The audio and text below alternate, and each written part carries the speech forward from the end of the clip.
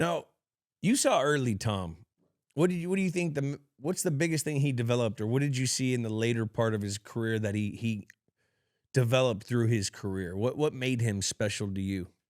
The willingness, one, to learn, not have that much ego to where he couldn't, got frustrated with not getting his opportunity. I respect Tom so much for when he got that opportunity, he took it and ran with it. And I think, when I said on the Dynasty, we were going out, we were doing our little team dinner, and myself, Tom, Lawyer Malloy, going up, and he was like, I ain't giving this shit back. That's all you can say is that's the spirit, hey. But me and Lori looked at each other like, bullshit. That's $100 million, right? And hey, you going back to the pine, big buddy, when Drew come back. I mean, that's just what we thought from the business side of it. But when he was out there to play, all we asked him was don't blow it. You know what I mean? Don't turn the ball over.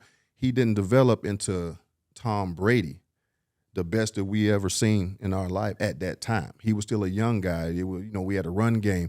Our defense was phenomenal. You're not going to put up a lot of points on it. We had like the number 1, number 2 defense in the league. You know what I mean? Yeah. We were like that. So he got to, come in easy, not as much pressure. But when it was time, that's when you kind of seen that something special about this kid is when, in crunch time, as a young buck, he was cool. Always.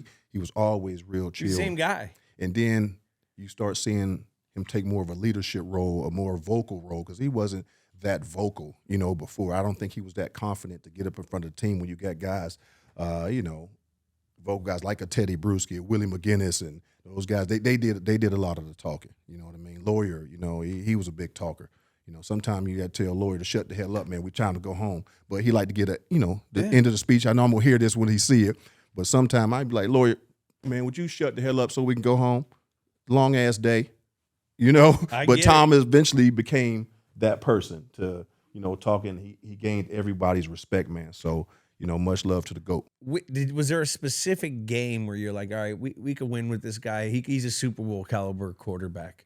It may not have been that first season, that first Super Bowl, but somewhere along in this 2003 season, you guys were 14-2. From the time that he won the Super Bowl and became this big phenomenon and, everything that had happened and transpired during the season, you seen it right there. He came in the next, season with a different type of confidence, different type. No, he didn't let the fame get to his head to where he wasn't willing to put in that work, and he did that because I'm telling you, I know we gave him a hard time because we didn't trust you yet. You know what I mean? You just got here. Yes, you're our teammate, but it's our job to talk shit every time in practice and throw it back in your face. We was all talking at all times. He throw that over here. Sometimes I wouldn't even pick it up. I just bat the motherfucker down. You don't throw that bullshit. That's a pick. Come on, man. Willie McGinnis is at it. Vrabel was hilarious. Give me some Vrabel Vrabel, man.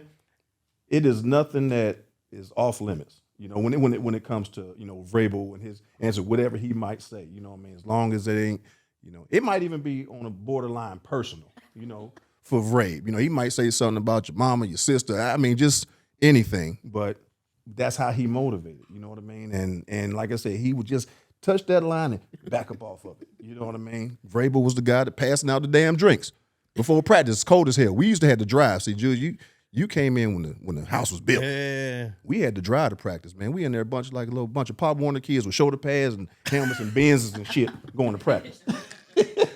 Everybody got their little Vrabel got the flask over there. Everybody go take a swig. So next thing you know, everybody keeping something in the car. So we out there, it's cold as hell. Cold. That sounds like you today. Huh? Oh yeah, that's what, man. Hey, Mike Vrabel, thanks, man. You inspired me. Oh my gosh.